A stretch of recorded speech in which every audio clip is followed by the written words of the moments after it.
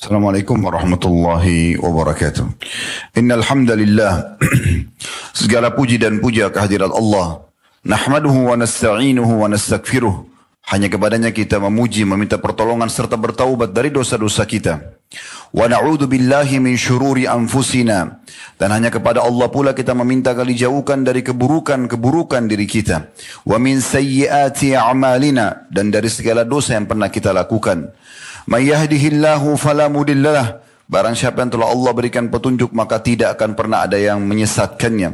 Wa man yudlilhu fala hadiyalah. Dan barang siapa yang telah Allah sesatkan maka tidak akan ada yang bisa memberikan petunjuk kepadanya. Asyhadu an la ilaha illallah wahdahu la syarikalah wa asyhadu anna Muhammadan abduhu wa rasuluh. Saya bersaksi tiada Tuhan yang berhak disembah kecuali Allah dan Muhammad benar-benar hamba juga utusannya. Allah subhanahu wa ta'ala mengingatkan dalam 3 ayat penting berhubungan dengan masalah taqwa. Ya ayyuhalladzina amanu taqullaha haqqa tuqatihi wa la tamutunna illa wa antum muslimun. Hai sekalian orang-orang yang beriman, bertakwalah, patuh dan tunduklah kepada satu-satunya pencipta segala sesuatunya, baik di langit, di bumi, di kedalaman lautan, terjangkau atau tidak terjangkau oleh mata kita, yaitu Allah. Sebenar-benar patuh dan tunduk, dan jangan kalian meninggal dunia kecuali dalam keadaan Islam. Di ayat yang kedua, ya ayuhan nasu taqu rabbakum alladhi khalaqakum min nafsin wahidah wa khalaqa minha zawjaha wa bassa minhuma rijalan katsiran wa nisaa wattaqullaha alladhi tasaaluna bihi wal arham innallaha kana 'alaikum raqiba. Hai sekalian manusia, sekali lagi bertakwalah kepada Allah yang telah menciptakan kalian dari jiwa yang satu, yaitu Adam alaihissalam, dan telah menciptakan dari jiwa yang satu istrinya Hawa alaihissalam, dan telah banyak memberikan keturunan laki-laki juga perempuan dari keduanya. Sekali lagi bertakwalah kepada Allah dan jagalah hubungan silaturahim. Sesungguhnya Allah senantiasa mengawasi kalian. Di ayat yang ketiga, ya ayyuhalladzina amanu taqullaha wa qulu qawlan sadida yuslih lakum a'malakum wa yaghfir lakum dhunubakum wa man yuti'illaha wa rasulahu faqad faza fawzan 'azima. Hai sekalian orang-orang yang beriman, bertakwalah kepada Allah dan ucapkanlah kalimat yang benar atau jujur. Niscaya Dia akan memperbaiki amal-amal perbuatan kalian, mengampuni dosa-dosa kalian. Barang siapa yang mentaati Allah dan Rasulnya, sungguh dia telah mendapatkan kemenangan yang besar. Amma ba'd fa inna asdaqal hadithi kitabullah. Kita tahu sebaik-baik rujukan umat Islam dalam segala lini kehidupan mereka, terutama dalam ibadah, yaitu kitabullah, Al-Quran. Wa khair hadi Muhammadin sallallahu alaihi wa ala alihi wa sahbihi wasallam. Dan sebaik-baik petunjuk setelah Al-Quran adalah petunjuk Nabi besar Muhammad sallallahu alaihi wa ala alihi wa sahbihi wasallam. Wa syarrul umuri muhdatsatuha, dan seburuk-buruk perbuatan dalam ibadah yang tidak punya rujukan dari keduanya, Al-Quran dan Sunnah. Fa inna kulla muhdatsin bid'ah. Semua ibadah yang dibuat-buat tidak punya rujukan dikenal dengan perbuatan baru dalam agama. Wa nabidatin dhalal, perbuatan baru ini akan membawa pelakunya pada kesesatan dan kekeliruan. Wa indalarim finnar, dan kesesatan akan membawa pelakunya ke dalam api neraka. Saudaraku seiman, rahimani wa rahimakumullah. Judul khutbah Jumat pada saat ini adalah hari penyesalanmu. Iya saudaraku, hari demi hari berlalu, detik demi detik, menit demi menit, jam demi jam. Selalu kita menghitung Senin, Selasa, Rabu, Kamis, Jumat, Sabtu, Ahad, kembali lagi Senin. Sadarkah kita bahwasanya ini semua akan berakhir? Cepat atau lambat? Apakah saya atau Anda yang mendahului menuju ke alam akhirat sana? Banyak di antara orang lalai dengan ini. Bukan hanya sekedar lalai biasa, tapi hampir seluruh waktunya kelalaian. Salatnya terbengkalai, puasanya terbengkalai, bahkan di bulan Ramadan pun mereka masih meluangkan waktu untuk bermaksiat kepada Allah subhanahu wa ta'ala. Benar-benar orang seperti ini akan menghadapi hari penyesalan yang luar biasa. Seorang penyair mengatakan dalam syairnya yang menarik untuk kita kutip di awal khutbah kita. Dia mengatakan, ya dzalladzi ma kafahu dzunubu fi rajabin. Wahai orang-orang yang belum cukup mengulang-ulangi dosa pada bulan Rajab, hatta asa rabbahu fi syahri Sya'ban, dan terus saja bermaksiat kepada Tuhannya pada bulan Sya'ban. Laqad adhallaka syahru shami ba'dahuma. Sesungguhnya telah sampai kepadamu setelah keduanya Rajab dan Sya'ban, bulan puasa Ramadan. Fala tusayyirhu aidan syahra isyan. Maka jangan pernah engkau menjadikan Ramadan juga sebagai bulan pelanggaran-pelanggaran. Watlul Qur'ana wasabbih fihi mujtahida. Bacalah selalu Al-Quran di dalam Ramadan itu dan bertasbihlah. Fa'innahu syahru tasbihin wa Qur'an. Karena memang bulan Ramadan adalah bulan bertasbih dan membaca Al-Quran. Kam kunta ta'rifu mimman sama salafa. Berapa banyak orang yang telah engkau tahu berpuasa bersamamu sebelumnya. Min baini ahlin wa jiranin wa ikhwan. Dari keluarga, tetangga dan juga saudara-saudara. Afnahumul mautu wastabqaka ba'dahum. Sesungguhnya mati telah merengut mereka dan menyisakan waktu untukmu. Hayyan fama aqrabul qasi minad dani. Engkau masih dibiarkan hidup dan ketahuilah alangkah dekatnya orang-orang yang telah berlalu dengan orang yang akan menyusul. Al-Quran telah berbicara kepada kita dari 1400 tahun yang lebih, 1400 tahun lebih yang lalu. Banyak ayat-ayat Al-Quran yang sudah kita hafal, bahkan sering kita dengarkan. Tapi sedikit di antara kita yang coba engah. Mereka terus saja dalam kelalaian, sehingga nanti pada saat tiba hari menyesal, tidak ada lagi cara untuk menyelamatkan diri mereka.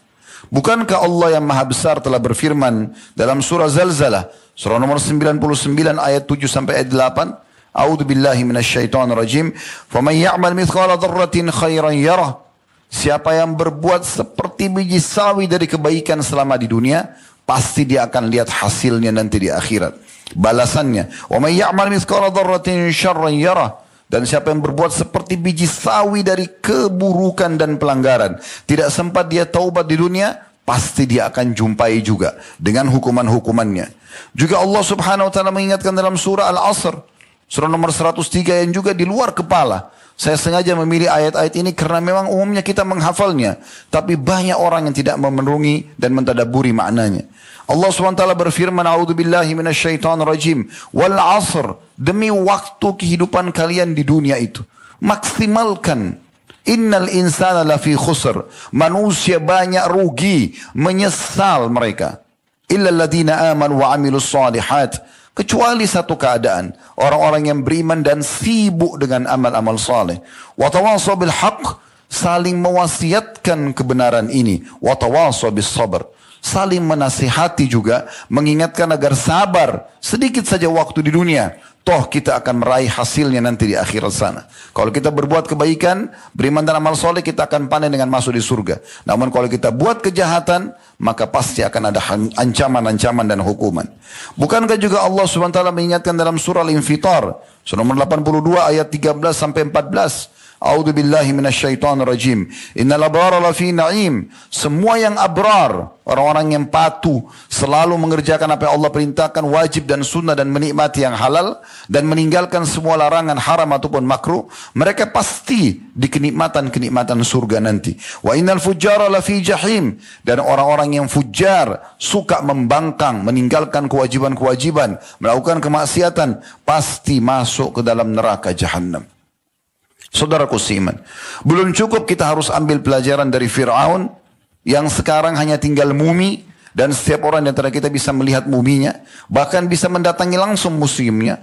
Bukankah piramidanya yang dia banggakan di masa dia dan sekarang menjadi 7 keajaiban dunia, itu juga hanya bisa menjadi museum?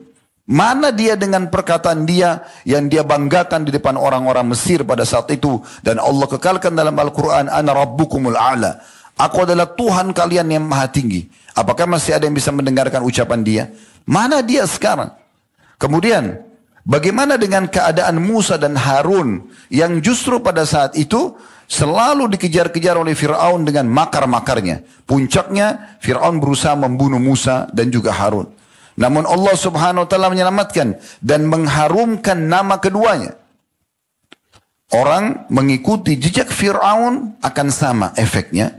Orang yang mengikuti jejak Musa dan Harun akan sama juga hasilnya.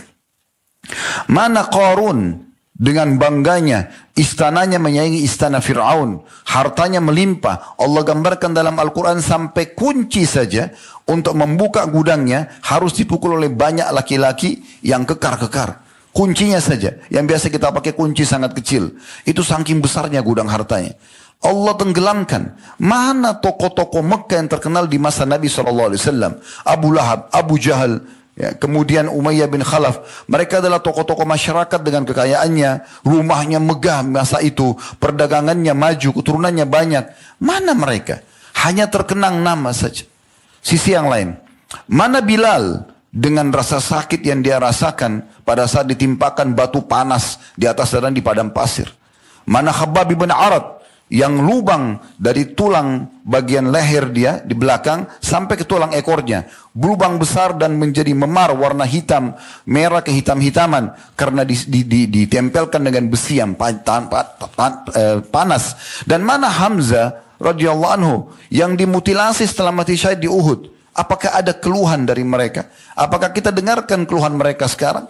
Tidak ada. Hanya sesaat. Dan mereka sekarang tinggal panen pahala. Serta juga kemuliaan-kemuliaan dan masuk ke dalam surga Allah subhanahu wa ta'ala. Nabi kita Muhammad SAW sudah mengingatkan teman-teman sekalian agar jangan nanti tiba hari penyesalan baru mau menyesal. Karena Allah subhanahu wa ta'ala menjadikan penyesalan selalu terakhir. Kata Nabi SAW dalam hadis diriwayatkan Al-Baihaqi dan juga Al-Hakim yang terjemahannya, perlahan-lahan dalam segala sesuatu itu baik, tenang, tidak tergesa-gesa, kecuali dalam perbuatan yang mengejar akhirat. Harus tergesa-gesa, buru-buru dalam mengerjakan amal saleh, merasa rugi kalau luput satu saja amal sunnah, apalagi amal wajib. Kenapa kita jadikan momentum Ramadan yang di depan mata kita bisa rasakan semuanya orang sedang beribadah kepada Allah. Adalah lisan kita selalu berzikir, beristighfar, berdoa, membaca Al-Quran. Sibuk anggota tubuh kita dengan amal-amal saleh. Di sekitar kita banyak sekali pintu surga. Bukankah musola, masjid dekat rumah kita sangat dekat. Dan setiap kali azan dipanggil kita sholat, meninggal masuk ke dalam surga. Bukankah mushaf, Quran banyak dipajang di masjid-masjid. Bahkan di handphone kita menjadi aplikasi yang kita bisa baca setiap saat. Bukankah zikir pagi petang setiap saat bisa dibaca. Bukankah banyak orang miskin di pinggir jalan sana yang bisa kita sedekah kepada mereka. Bukankah kita masih memiliki kedua orang tua yang bisa kita berbakti kepada mereka. Setiap saat hanya dengan menghidangkan air, makanan, mengiyakan permintaan mereka selama bukan haram. Dan juga meninggalkan apa yang mereka tidak suka. Sudah cukup menjadi pahala. Bahkan hampir setiap orang di depan mata kita bisa menjadi sumber pahala. Kita senyum dengan muslim. Bahkan kata Nabi SAW, engkau membantu mengangkatkan barang saudaramu di atas tunggangannya adalah sedekah.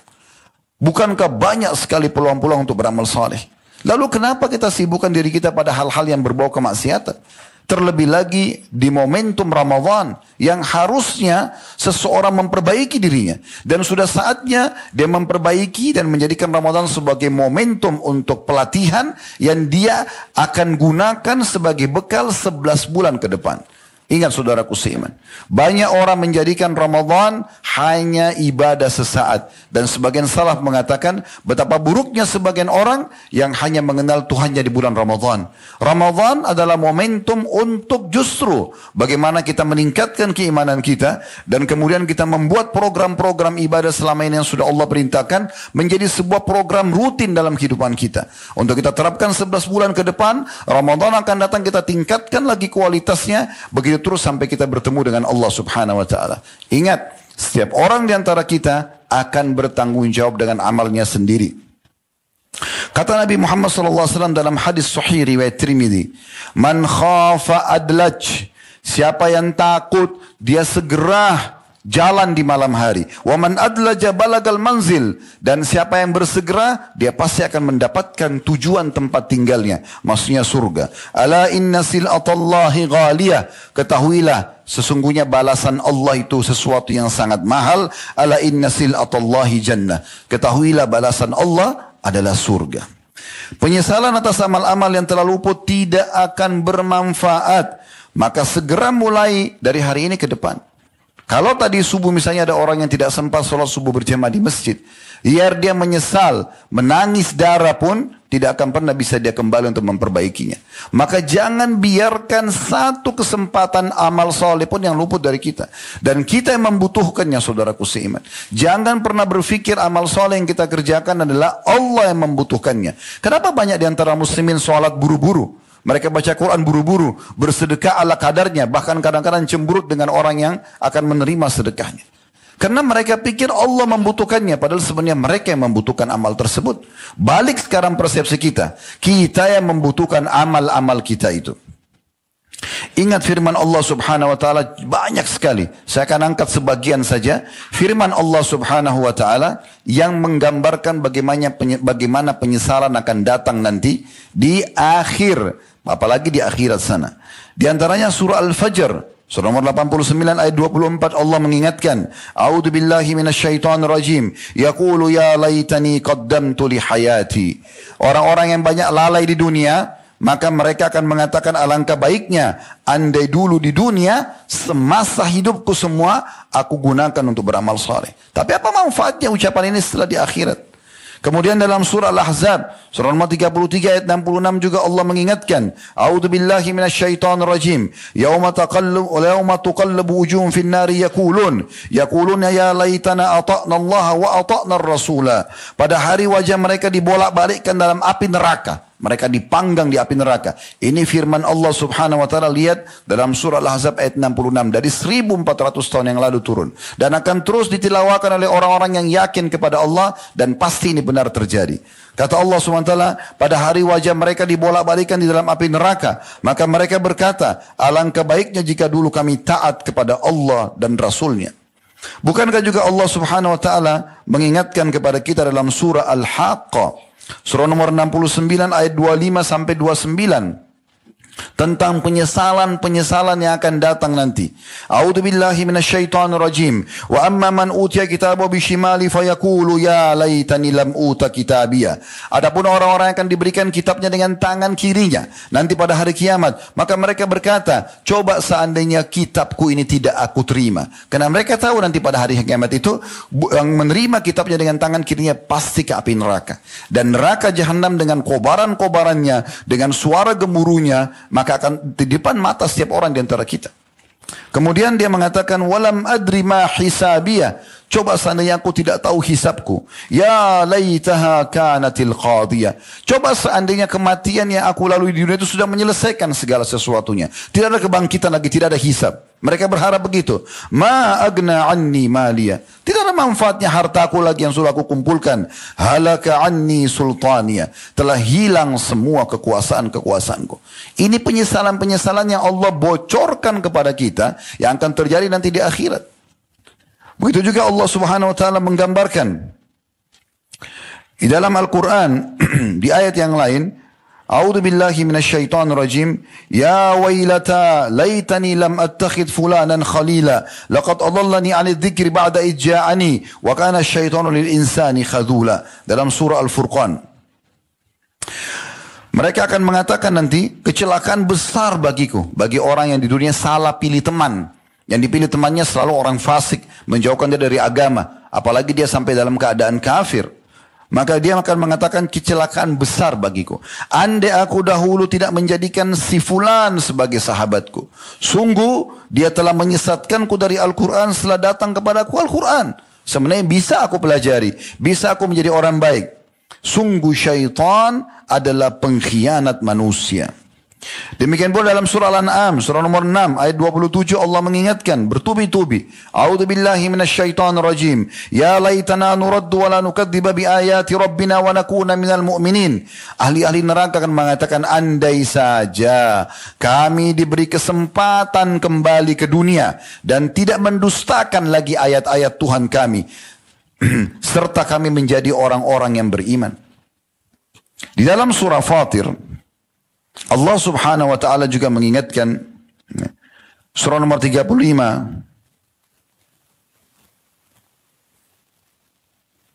sampai ayat 37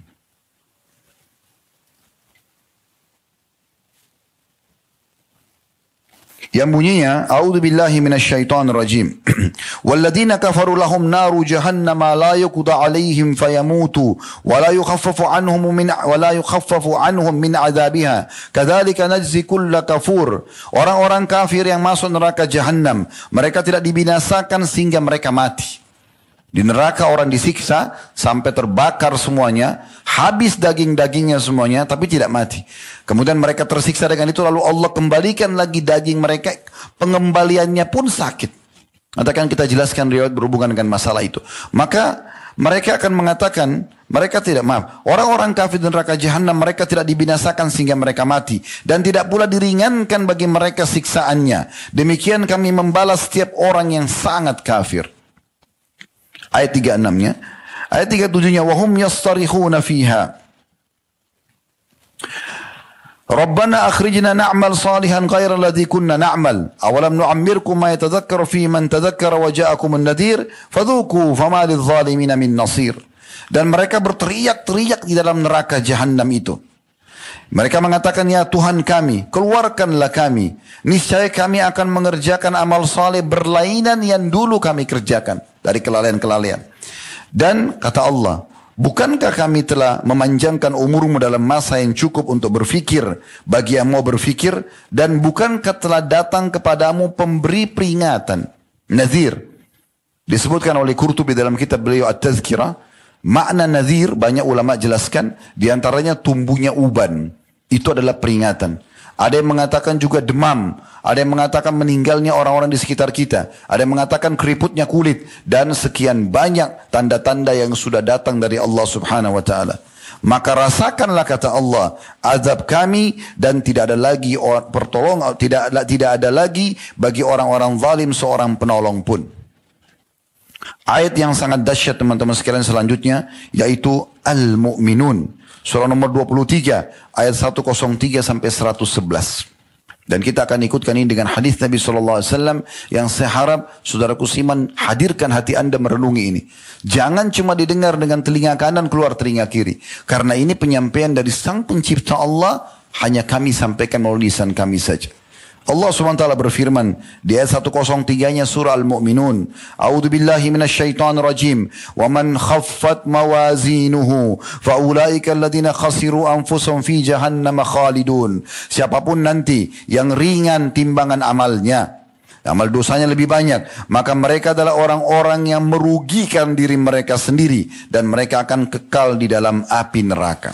104-nya talfahu wujuhahumun nar wa hum fiha kalihun. Sesungguhnya neraka itu akan membakar muka-muka mereka dan mereka akan dalam keadaan cacat. Dalam sebuah riwayat disebutkan saking panasnya api neraka sampai bibir bagian atas ahli neraka itu akan terlipat sampai ke setengah kepalanya dan bibir bagian bawahnya itu akan melebar sampai ke pusar perutnya. Saking panasnya dan susahnya. Dan ini yang dimaksudkan mereka akan cacat pada saat itu. Ayat 105-nya. Alam takun ayati tutla alaikum fakuntum biha tukadzibun. Bukankah ayat-ayatku sudah dibacakan kepada kalian? Anda sekarang sudah dengar dari ceramah ini. Bukankah ayat-ayatku sudah dibacakan kepada kalian? Namun kalian tetap saja mendustakannya. Tidak menghiraukannya. Anggap angin lalu saja. Bubar pengajian, bubar khutbah, lalu kemudian kembali pada kemaksiatan. Qalu rabbana ghalabat alaina shikwatuna wa kunna qauman dhalin. Mereka berkata, wahai Tuhan kami telah dikuasai oleh kejahatan kami dan kami adalah orang-orang yang sesat. Mereka ucapkan nanti pada saat masuk di neraka dan tidak ada manfaatnya sama sekali. 107-nya. Rabbana akhrijna minha fa in udna fa inna zalimun. Wahai Tuhan kami, tolong keluarkan kami dari api neraka ini. Kalau kami dikembalikan ke dunia lagi, keluar dari api neraka ini, lalu kami kembali dengan perbuatan salah kami, sungguh kami termasuk orang-orang yang zalim. 108-nya. Qala khsa'u fiha wa la tukallimun. Maka Allah mengatakan tinggallah dalam keadaan hina di dalamnya. Innahu, dan jangan kalian mengajak bicara aku, kata Allah. Innahu kana fariqum min ibadi yaquluna rabbana amanna faghfir lana warhamna wa anta khairur rahimin. Sesungguhnya di dunia dulu kalian pernah mendengar hamba-hambaku yang sering mereka berdoa sambil mengatakan, wahai Tuhan kami telah beriman, ampunilah kami dan rahmatilah kami. Sesungguhnya kau sebaik-baik pemberi rahmat. Fattakhattumuhum sikhriya, di 111-nya. Fattakhattumuhum sikhriya hatta ansaukum zikri wa kuntum minha tadhakun. Maaf, ini di 110-nya. Artinya, Kalian menjadikan mereka sebagai bahan olokan. Alim lah. So alim dan segala macam bahasa. Sampai akhirnya membuat kalian dengan olokan itu lalai dari mengingatku. Dan kalian suka menertawakan mereka. Orang-orang beriman ditertawakan dengan penampilannya, dengan ibadahnya. 111-nya Allah mengatakan, Inni jazaitumul yawma bima sabaru annahumul faizun. Maka pada hari ini justru aku balas mereka karena kesabaran mereka dan mereka adalah orang-orang yang menang. Diriwayatkan dari Abdullah bin Amr radhiyallahu anhu, renungi baik-baik riwayat ini. Hadis sahih diriwayatkan oleh Al-Baihaqi. Abdullah bin Amr radhiyallahu anhu mengatakan, ahli neraka memanggil malaikat, tetapi malaikat tidak memenuhi panggilan mereka selama 40 tahun. Wahai malaikat penjaga neraka, tolong kami, dengarkan kami. 40 tahun tidak dijawab. Setelah 40 tahun, barulah para malaikat mengatakan, percuma saja, sesungguhnya kalian akan menetap selamanya di dalam neraka ini. Lalu mereka memohon dan memanggil Rabb mereka, memanggil Allah. Kita tahu sifatnya Allah Ar-Rahman, Ar-Rahim, yang maha pengasih, maha penyayang. Tapi di saat itu sudah berbeda keadaannya. Allah tidak akan lagi memandang hamba-hamba yang durhaka ini yang masuk dalam api neraka. Mereka akan memanggil Rabb mereka dengan ucapan mereka. Disebutkan tadi dalam surah Al-Mu'minun yang sudah kita bacakan ayat 107. Rabbana akhrijna minha fa in udna fa inna zalimun. Wahai Tuhan kami, kembalikan kami di dunia, keluarkan kami dari neraka ini. Dan kalau kami kembali ke dunia lalu kami kembali dengan amal-amal buruk kami lagi, sesungguhnya kami termasuk orang-orang zalim. Namun Allah, garis bawah ini, namun Allah tidak menjawab mereka seperti lamanya umurnya dunia. Berapa miliar tahun umur dunia ini? Begitu miliar tahun Allah tidak menjawab mereka. Maknanya mereka disiksa terus selama 24 jam itu. Setelah itu pun, setelah seumur dunia mereka tidak dijawab, Allah akan menyebutkan dan menjawab mereka. Tadi sudah kita bacakan Al-Mu'minun ayat 108. Yang Allah mengatakan, ikhsa'u fiha wa la tukallimun. Tinggallah di dalamnya dalam kondisi terhina. Dan jangan pernah kalian mengajak bicara aku. Maka kata Abdullah bin Amr setelah itu kaum itu pun berputus asa. Tidak ada yang dapat mereka lakukan kecuali mengeluarkan nafas dan menariknya dengan merintih. Suara mereka menyerupai suara keledai. Mula-mulanya mengeluarkan nafas dan akhirnya menariknya dengan merintih. Sekali lagi riwayat ini riwayat At-Tabarani dengan sanad yang sahih dan Al-Mundhiri juga sebutkan dalam At-Targhib At-Tarhib. Dalam riwayat yang lain dan riwayat sahih diriwayatkan oleh Al-Hakim, Abdullah bin Qais radhiyallahu anhu berkata, Rasulullah SAW bersabda, Inna ahlan nari la yabkun. Sesungguhnya penghuni neraka pasti akan menangis. Hatta lau ujriyatus sufunu fi dumu'ihim lajarat. Kalau seandainya kapal-kapal akan dijalankan di atas genangan air mata mereka, niscaya akan bisa dijalankan. Karena penuhnya dengan genangan air mata mereka. Wa innahum la yabkuna dama, yakni makanad dam'i. Dan ketahuilah sungguhnya mereka akan menangis ya, darah ya, sebagai pengganti tempat keluarnya air mata. Jadi biar sudah darah yang keluar, tetap tidak ada manfaatnya lagi. Saudaraku seiman, sebelum tiba hari penyesalanmu, maka selamatkan dirimu. Detik ini, hari ini Allah masih memberikan kita umur, ini adalah hari emas kita. Kalau masa lalu kita masih ada dosa, segala taubat nasuha. Perbaiki, apalagi kita berada di bulan suci Ramadan. Kalau yang lalu penuh dengan amal-amal saleh, maka jaga, konsistenkan, tingkatkan kualitasnya. Sampai kita bertemu dengan Allah subhanahu wa ta'ala. Dan ingat, kita bertemu dengan Allah sendirian. Wasiat Atha bin Abi Rabah kepada salah satu khalifah Umayyah pada saat itu, pada saat beliau datang ke istananya, beliau mengatakan pada saat khalifah mengatakan ada hajat wahai ayahnya Muhammad. Ini julukannya Atha bin Abi Rabah. Kata dia, iya wahai Amir Mu'minin. Sambil berdiri menatap wajahnya khalifah pada saat itu sambil mengatakan, sesungguhnya engkau diciptakan oleh Allah lahir di muka bumi sendirian. Engkau juga beramal sendirian. Yang kau pilih, amalmu adalah sendiri, amal baik atau amal buruk. Dan engkau akan meninggal sendirian. Engkau akan dibangkitkan sendirian. Dan engkau akan mempertanggungjawabkan amalmu sendirian. Sungguh demi Allah, semua singgasana dan sekitarmu ini, dayang-dayang, para menteri tidak bermanfaat bagi kamu, kecuali kalau kau bertakwa kepada Allah. Maka khalifah pun sempat menangis dan mengatakan jazakallahu khairan. Kita tutup teman-teman sekalian dengan beberapa statement para salafus salih. Bagaimana Fudail bin Iyad rahimahullah berkata, menceritakan tentang keadaan para sahabat. Aku mengenal beberapa sahabat yang dekat denganku, maksudnya sahabat dia ya, yang mereka menghitung ucapannya dari Jumat ke Jumat. Artinya mereka hati-hati sekali. Ucapan yang diucapkan dari Jumat ke Jumat, semuanya hanya keluar yang bermanfaat. Apakah itu pahala atau minimal hal yang mubah. Sarih As-Saqati, dia tidur pada saat mengantuk saja. Dan kalau tidak mengantuk, dia tidak tidur. Berapa banyak orang yang sengaja mencari tidur itu. Padahal sebenarnya tidak butuh untuk tidur. Amr bin Abdul Qais melaksanakan sholat ratusan rakaat setiap harinya. Yang maksudnya adalah sholat tatawu atau tambahan. Hingga suatu ketika ada orang menjumpai dia lalu mengatakan begini. Saya mau ngobrol sama anda. Maka dia mengatakan, tahan peredaran matahari, baru aku mau bicara denganmu. Maksudnya kalau sesuatu bermanfaat, ucapkan. Kalau tidak, coba tahan matahari baru kau bisa bicara. Saya tidak akan bicara apa-apa.